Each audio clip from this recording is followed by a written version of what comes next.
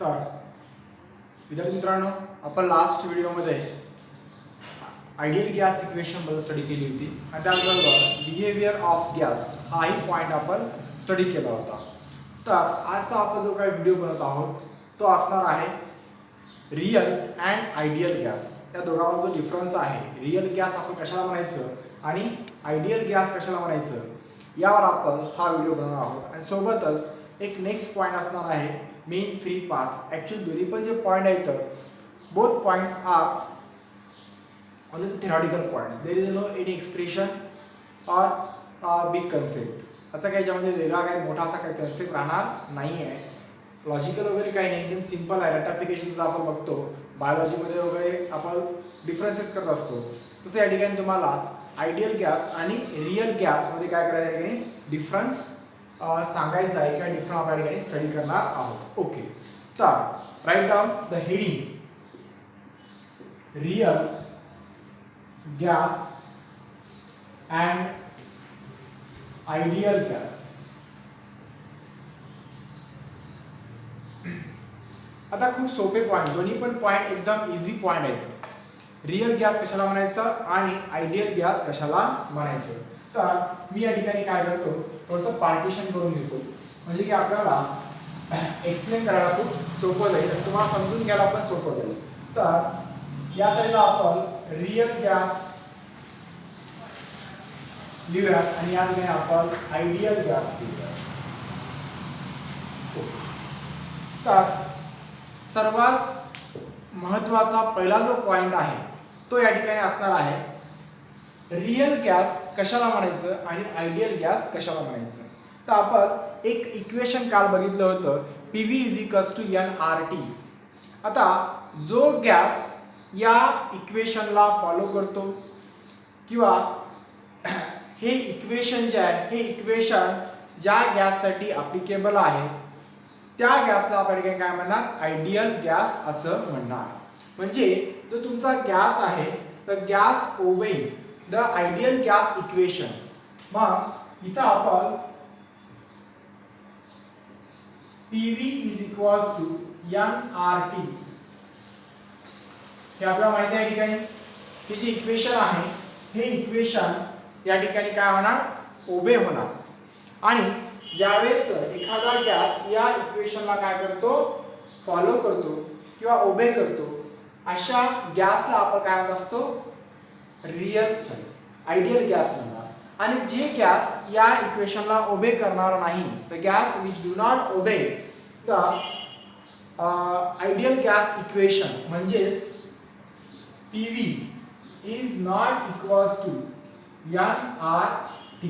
आता ऍक्च्युअली लक्षात घ्या, या ठिकाणी हा तुमचा आयडियल गॅस आहे, हा आयडियल गॅस या इक्वेशनला ओबे करणार. पण हे इक्वेशन कधी ओबे होत असते, at all temperature and pressure. सगळ्यात महत्त्वाचा पॉईंट ठिकाणी आहे की at all temperatures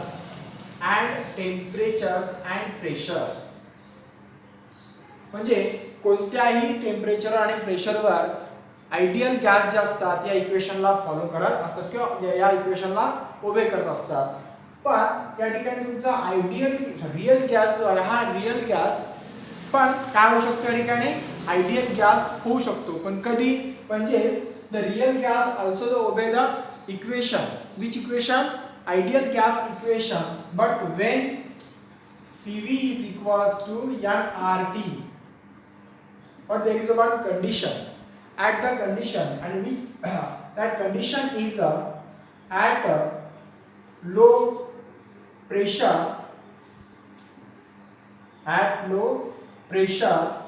or high temperature. तर ही तुमचे आयडियल गॅस जे असतात, या आयडियल गॅस नाही, हे जे काही तुमचे रिअल गॅस असतात, हे रिअल गॅस या ठिकाणी आयडियल गॅस म्हणून कधी कधी राहू शकतात. पण कधी जर या ठिकाणी हे इक्वेशन तुम्हाला ओबे करायचं असेल तर त्या ठिकाणी त्या गॅसला ॲट लो प्रेशरवर किंवा हाय टेम्परेचर आपल्याला ठेवायला लागेल. म्हणजेच हे गॅस या ठिकाणी काय करतात, इक्वेशन ओबे करतात, पण एका कंडिशनवर. आणि ती कंडिशन कोणती आहे, at low pressure and high temperature. Okay, आता या ठिकाणी आपण सेकंड जो पॉइंट आहे हा सेकंड पॉइंट या ठिकाणी बघणार आहोत. सेकंड पॉइंट असा असणार आहे की जो तुमचा रिअल गॅस आहे या रिअल गॅसचे जे मॉलिक्युल्स असतात हे मॉलिक्युल्स थोडेसे रिजिड स्पेरिकल असतात म्हणजे साईजना मोठे असतात. त्यामुळं या गॅस मॉलिक्युलला काय असणार या ठिकाणी व्हॉल्यूम असणार आहे. म्हणजे जे तुमचे रिअल गॅस मॉलिक्युल असतात they have a volume. So असं आपण या ठिकाणी लिहू शकतो molecules have volume. या मॉलिक्युल्सचा ठिकाणी काय असणार व्हॉल्यूम असणार आणि व्हॉल्यूम आहे म्हणजे थोडेसे काय ते साईजने मोठे आहेत. पण आपण जर तुला पॉइंट दिला तर यांना व्हॉल्यूम राहत नाही. या ठिकाणी volume is not equals to 0 कारण याला व्हॉल्यूम आहे म्हणजे या ठिकाणी व्हॉल्यूम 0 होणार नाही. पण या मॉलिक्युल्सला या ठिकाणी व्हॉल्यूम जे आहे ते व्हॉल्यूम नाहीच आहे because they are very very small molecules. So that's why the molecules does not have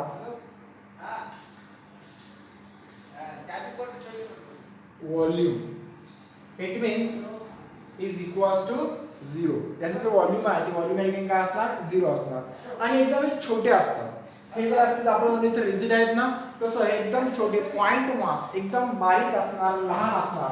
मग यांना व्हॉल्यूम नाही आहे यांना व्हॉल्यूम आहे. म्हणजे डिफरन्स काय पडेल या ठिकाणी की आता तुम्हाला सर्वांनाच माहित आहे की एखादा आपण जर गॅस एनक्लोज केला तर हे मॉलिक्युल्स गॅसचे मॉलिक्युल्स थोडेसे काय असतात दूर दूर असे पसरलेले असतात एकमेकांपासून दूर असतात. They are away from each other. मग आता यांनी काहीतरी या ठिकाणी स्पेस जो आहे तो स्पेस ऑक्युपाइड केलेला आहे.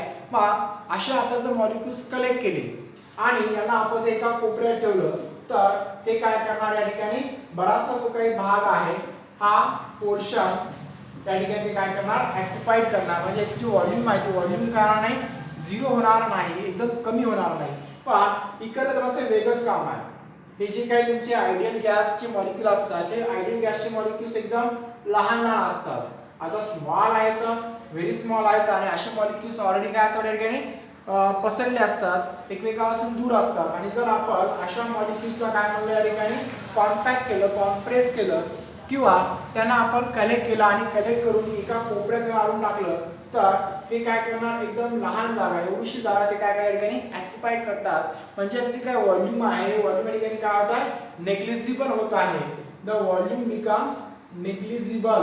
It is very important. पण या ठिकाणी याची व्हॉल्यूम आहे नेग्लिजिबल होत नाही आहे म्हणून रिअल गॅस मॉलिक्युल्सला या ठिकाणी काय असते व्हॉल्यूम असते आणि याच्याकडे व्हॉल्यूम राहत नाही. ओके. आता नंबर तिसरा पॉइंट या ठिकाणी हे मॉलिक्यूल जे आहेत या मॉलिक्युल्स मध्ये सर्वात महत्त्वाचा फोर्स ऑफ अट्रॅक्शन ज्याला आपण म्हणतो हा या ठिकाणी प्रेझेंट असतो किंवा या ठिकाणी इंटरॅक्शन जी आहे ती या मॉलिक्युल्स मध्ये काय होणार इंटरॅक्शन होत असते. मग असं आपण या ठिकाणी लिहा की या मॉलिक्युल्स मध्ये फोर्स ऑफ अट्रॅक्शन जे आहे हे फोर्स ऑफ अट्रॅक्शन आपल्या ठिकाणी पाहायला मिळते. मग force of attraction between the molecules okay. आणि आपण जर इकडे पाहिलं तर या ठिकाणी फोर्स ऑफ अट्रॅक्शन जे आहे ते फोर्स ऑफ अट्रॅक्शन राहत नाही. इकडं फोर्स ऑफ अट्रॅक्शन राहत नाही तर force of attraction is not between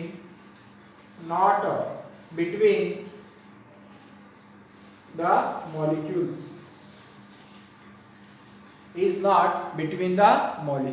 okay. मग म्हणजे इथं असं आहे की या ठिकाणी तुमचा फोर्स ऑफ अट्रॅक्शन हा जो काही कन्सेप्ट आहे हा इथं एक्झिस्ट असतो आणि या ठिकाणी फोर्स ऑफ अट्रॅक्शन राहत नाही. म्हणजे आता लक्षात घ्या फोर्स ऑफ अट्रॅक्शन राहत नाही म्हणजे नेमकं काय. आता जर आपण रिअल गॅस असं आपल्या ठिकाणी काय म्हणतो आहोत नॉन रिअल गॅस असंही आपल्याला म्हणू शकतो. रिअल गॅसला आपल्या ठिकाणी काय म्हणणार नॉन रिअल गॅस. सोपी गोष्ट आहे ना. मग सॉरी नॉन रिअल नाही नॉन आयडियल गॅस रिअल गॅसला आपण काय म्हणायचं या ठिकाणी नॉन आयडियल गॅस. मग इथे जर फोर्स ऑफ अट्रॅक्शन नसेल तर या ठिकाणी काय असणार, तर फोर्स ऑफ रिपल्शन असणार. म्हणजे या ठिकाणी मॉलिक्युल्स काय होतात, एकमेकांपासून दूर जातात, यांच्यामध्ये अट्रॅक्शन होत नाही. ओके, पण एक कंडिशन आहे, जर या ठिकाणी लिक्विफिकेशन टेम्परेचर असेल तर या लिक्विफिकेशन टेम्परेचरवर या ठिकाणी काय असणार, फोर्स ऑफ अट्रॅक्शन जो कन्सेप्ट आहे हा फोर्स ऑफ अट्रॅक्शन या ठिकाणी राहत असतो. ओके, तर अशा पद्धतीने आपण या ठिकाणी जे काही डिफरन्स आहे दोघांमधला हा डिफरन्स या ठिकाणी स्टडी केलेला आहे. आणि तुम्हाला जर याची काही अजून माहिती घ्यायची म्हणजे रीडिंग जर तुम्ही केलं आपल्या टेक्स्टबुकमध्ये तर तुम्हाला कन्सेप्ट समजून जाईल की नेमकं या ठिकाणी काय होत असते.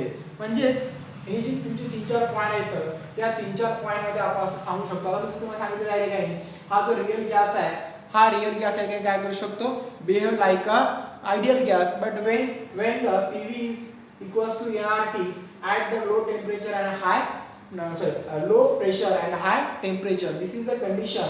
जर ही कंडिशन या ठिकाणी फॉलो केली तर या कंडिशन मध्ये आपल्याला हा जो रिअल गॅस आहे तो काय दिसतो, आयडियल गॅस सारखा बिहेव करताना दिसतो. म्हणजे हे तुम्हाला या ठिकाणी जे काही पॉइंट्स आहेत हे पॉइंट्स तुम्हाला या रिअल गॅसमध्ये पण पाहायला मिळतील. ओके, तर आता आपण हा जो रिअल गॅस आहे आणि आयडियल गॅस या ठिकाणी समजून घेतलेला आहे. त्यानंतर बघणार आहोत की main free path. Actually main free path म्हणजे काय, तर सर्वात महत्त्वाचं म्हणजे आपल्याला पहिल्यांदा फ्री पाथ म्हणजे काय हे कळायला पाहिजे. त्यानंतर आपण या ठिकाणी मेन फ्री पाथ जे आहे मेन फ्री पाथ आपण काय करूया, स्टडी करूया किंवा समजून घेऊया. तर हा पॉइंट खूप सोपा आहे. म्हणजे केमिस्ट्रीमध्ये तुम्हाला हे गॅसेस बद्दल किंवा याचं जे काही बिहेवियर आहे ह्या सगळ्या प्रॉपर्टी वगैरे आपण स्टडी केलेल्या असतीलच. तर नेक्स्ट पॉइंट आहे मेन फ्री पाथ.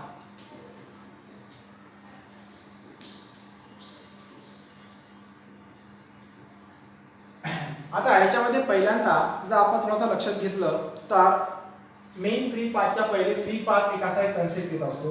तर एक कंटेनर आहे, या कंटेनरमध्ये आपण या ठिकाणी काय घेतलं, गॅस मॉलिक्यूल जे असतात किंवा ज्या गॅस पार्टिकल्स जे असतात हे गॅस पार्टिकल्स आपल्या या ठिकाणी असे ड्रॉ केलेले आहेत. Now these are the gas particles. Now when we look to this diagram we can say that these particles are away from each other.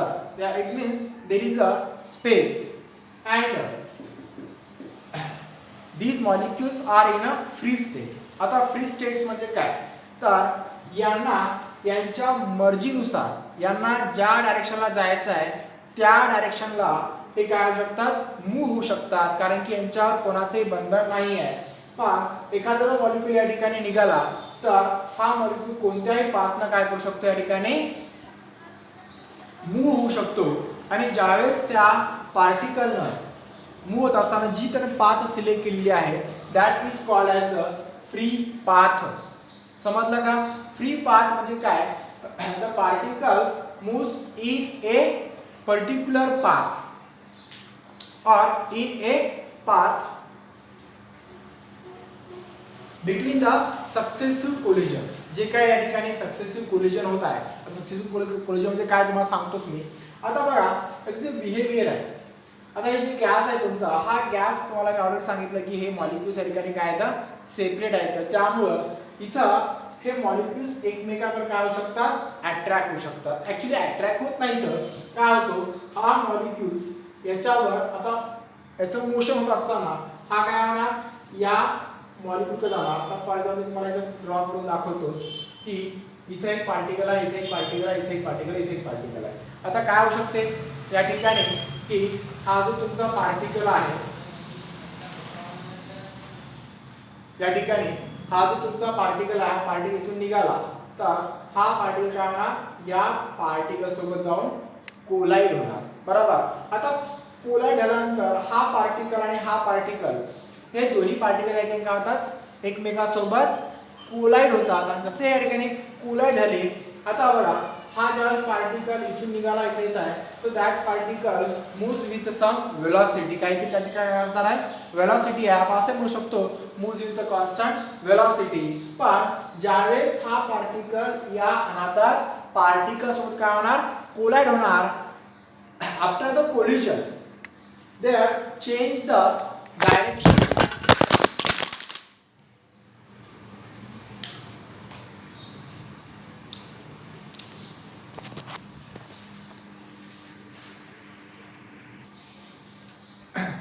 तर आता थोड्या वेळापूर्वी एक थोडासा ऍक्सिडेंट झाला होता आणि त्या ऍक्सिडेंटमध्ये आपला मोबाईल खाली पडला. हां, तरी काय हरकत नाही, चला आपण कंटिन्यू करूयात. आपण सांगू लागलो होतो की एखादा पार्टिकल, आता फॉर एक्झाम्पल हा पार्टिकल आहे, तो या पॉइंट पासून जर निघाला असेल तर हा काय होणार, particle with some velocity move होणार टुवर्ड द अनदर पार्टिकल. पण तो या पार्टिकल काय होत आहे, कोलाइड होणार. आणि ज्यावेळेस तो कोलाइड होतो त्यास या पहिल्या पार्टिकलची या आणि या अनदर पार्टिकलची काय वेलोसिटी आहे, ती वेलोसिटी काय ठिकाणी चेंज होणार आणि ऑल्सो चेंज द डायरेक्शन. म्हणजे या कोलिजनमुळे, हे जे काही ठिकाणी कोलिजन होत आहे, या कोलिजनमुळे दोन गोष्टी आपल्याला पाहायला मिळतात. एक म्हणजे या पार्टिकलची वेलोसिटी आहे, ती वेलोसिटी चेंज होणार आणि त्यांची डायरेक्शन पण काय होत आहे, चेंज होत आहे. बरं, हा झाला एक पॉइंट. त्यानंतर आता हे पार्टिकल्स सैरावैरा काय होतात, या कंटेनरमध्ये मूव्ह होतात. कोणीकडे पण या ठिकाणी त्यांचं काय मोशन होत आहे, कॉल रॅन्डम मोशन. आणि या रॅन्डम मोशन मध्ये जसे पार्टिकल्स एकमेकांसोबत या ठिकाणी कोलाइड होत आहेत, एकमेकांवर आदळत आहेत, तसेच हे पार्टिकल्स या वॉलवर पण काय होतात, आदळतात. हे पार्टिकल्स यावर जाऊन कोलाइड होतात. आणि when this particles collide with the wall of the container, then there exerts a force, they applied a force. And when this particle exerts a force on unit surface area of this wall, so there pressure exerted. मग या ठिकाणी काय होतं, इथं जे pressure आहे हे pressure या वॉलवर एक्झर्ट होताना आपल्याला दिसते. म्हणजे कोणकोणत्या गोष्टी घडतात हे तुम्ही या ठिकाणी पाहू शकता.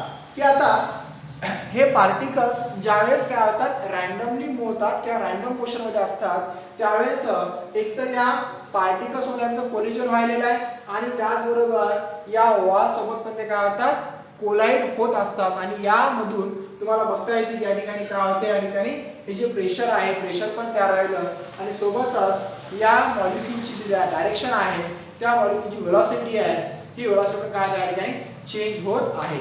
आता बघा, मग हे जे मेन फ्री पाथ आहे, हा मेन फ्री पाथ आपण कधी बघणार. सर तुम्ही म्हणशाल की सर तुम्ही वेगळंच काही सांगायले, मेन फ्री पाथ तुम्ही या ठिकाणी काही सांगितलेलं नाही. तर हे जे काही कोलिजन होत आहे, हे जे काही सक्सेसिव्ह कोलिजन आहे, या सक्सेसिव्ह कोलिजन मध्ये मॉलिक्युलनं जे काही कव्हर केलं डिस्टन्स आहे किंवा ट्रॅव्हल केलेला डिस्टन्स आहे, that distance is called as free path.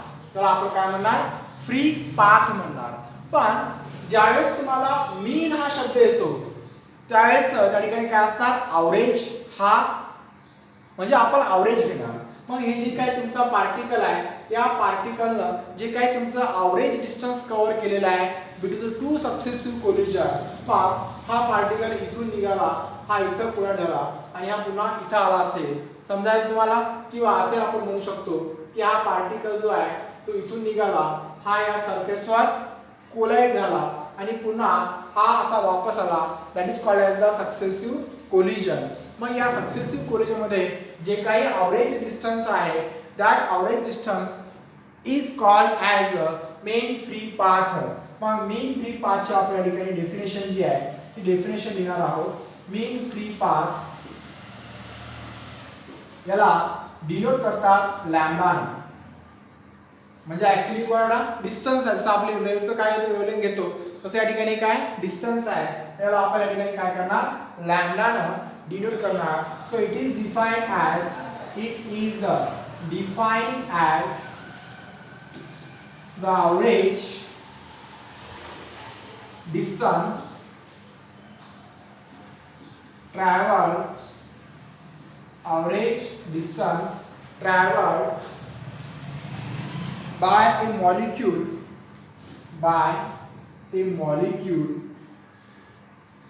with a constant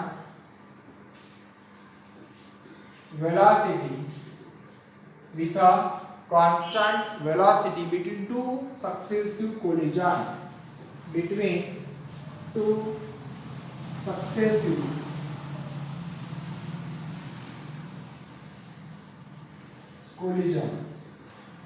between two successive collision तर मग या ठिकाणी जे तुमचं सक्सेसिव्ह कोलिजन आहे या सक्सेसिव्ह कोलिजनच्या मध्ये काय होणार तुम्ही काहीतरी डिस्टन्स कव्हर करणार त्याला आपण ॲव्हरेज डिस्टन्स म्हणत आहोत आणि त्यालाच या ठिकाणी काय म्हणतात मेन फ्री पाथ म्हणतात okay now that mean free path it depends upon some factors आता काही फॅक्टर या ठिकाणी तुम्हाला मेन फ्री पाथ डिपेंड आहे हे मी या ठिकाणी सांगणार आहोत आता कसं या ठिकाणी डिपेंड आहे तर हे जे काही तुमचे मॉलिक्युल्स असतात या मॉलिक्युलची साईज खूप मॅटर करते त्यानंतर याची जी डेन्सिटी आहे ती डेन्सिटी पण या ठिकाणी काय करते मॅटर करत असते तर आपण मग इथं असं लिहूया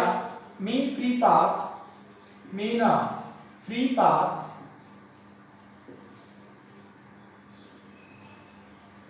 depends upon number one size of molecule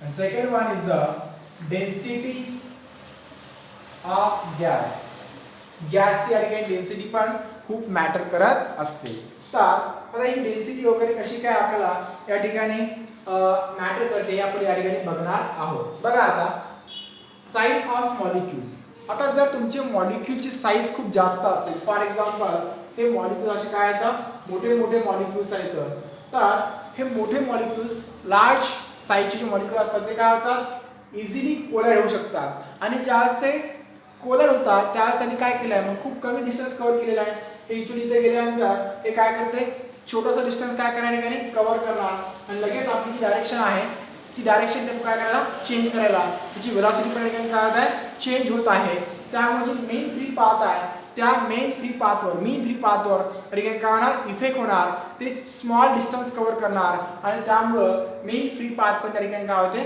कमी व्हायला लागते समजायला तर साईज जर मोठी असेल तर लॅम्बडा या ठिकाणी काय होतो डिक्रीज होत असतो इवन दो या ठिकाणी जर तुमचं डेन्सिटी ही जर डेन्सिटी खूप जास्त असेल तर त्यामुळे पण मीन फ्री पाथ जो आहे तो लॅम्बडा आहे हा लॅम्बडाची व्हॅल्यू या ठिकाणी काय असणार कमी असणार कारण या ठिकाणी खूप नंबर ऑफ मॉलिक्युल्स आहेत आणि नंबर ऑफ मॉलिक्युल्स बघा डेन्सिटी व्हॅल्यू म्हणजे काय होणार नंबर ऑफ मॉलिक्युल्स या ठिकाणी वाढत चाललेले आहेत पर unit volume so number of molecules increases by the volume किंवा पर युनिट व्हॉल्यूम असं आपण म्हणलं तर इथे जागा कमी राहणार स्पेस कमी राहणार आणि स्पेस कमी असल्यामुळं यांचं जे डिस्टन्स आहे किंवा यांची पाथ आहे ती पाथ काय होते ठिकाणी शॉर्ट पाथ होते आणि शॉर्ट पाथ झाल्यामुळं जी तुमची मेन फ्री पाथ आहे ती पण या ठिकाणी काय होणार डिक्रीज होणार किंवा कमी होणार मग त्यासाठी आपल्याला या ठिकाणी फॉर्म्युला दिलेला आहे lambda is equals to 1 upon under root pi d square n upon phi. Now rho is equals to n by phi. Now this is called as the density. याला काय म्हणायचं डेन्सिटी. आता तुम्हाला डेन्सिटीचा सिंपल फॉर्म्युला माहित असेलच density is equals to m by phi. मग आता हे नंबर ऑफ जे काही तुमचे मॉलिक्युल्स आहेत हे नंबर ऑफ मॉलिक्युल्स म्हणजे काय असणार मास तुम्ही असं म्हणू शकता बरोबर मग this number of molecules per unit volume तर तुम्ही नंबर ऑफ मॉलिक्युल काय केले वाढवले पर युनिट व्हॉल्यूम मध्ये व्हॉल्यूम तितकंच आहे नंबर ऑफ मॉलिक्युल्स जर आपण वाढवले म्हणजे काय होणार डेन्सिटी ठिकाणी वाढणार आणि जागा कमी असेल मग त्या ठिकाणी जे काही याचा डिस्टन्स आहे हे डिस्टन्स ते काय करतात शॉर्ट डिस्टन्स त्या ठिकाणी ते कव्हर करणार मग अशा पद्धतीनं आता साइज म्हणजे काय बघा तर diameter when the diameter is large the diameter of the molecule is large then the main free path लक्षात घ्या आता इथे कोण आहे lambda is inversely proportional to the density and lambda also inversely proportional to the d square. दोन्ही पण या ठिकाणी आपण जर पाहिलं तर इन्व्हर्सली प्रोपोर्शन मध्ये आहे तर lambda is inversely proportional to the density and lambda is inversely proportional to the size of molecules म्हणजे diameter of molecule. मग ह्या दोन्ही तुम्ही केस मध्ये जर डेन्सिटी वाढवली आणि जर डायमीटर वाढवली तर तुमच्या लक्षात येईल की या ठिकाणी काय झालेलं आहे, मेन फ्री पाथ जी आहे ती मेन फ्री पाथ या ठिकाणी काय होणार, शॉर्ट होणार. ओके, तर अशा पद्धतीने आपण या ठिकाणी हा जो तुमचा काही हे दोन थ्योरेटिकल पॉइंट्स आहेत हे दोन्ही पॉइंट्स या ठिकाणी कव्हर केलेले आहेत. नेक्स्ट आहे प्रेशर ऑफ आयडियल गॅस. आणि प्रेशर ऑफ आयडियल गॅस याचं इक्वेशन खूप मोठं आहे. तर आपण हा जो पॉइंट आहे तो नेक्स्ट व्हिडिओमध्ये कव्हर करूयात. आजसाठी आपण या ठिकाणी थांबूयात. Thank you very much.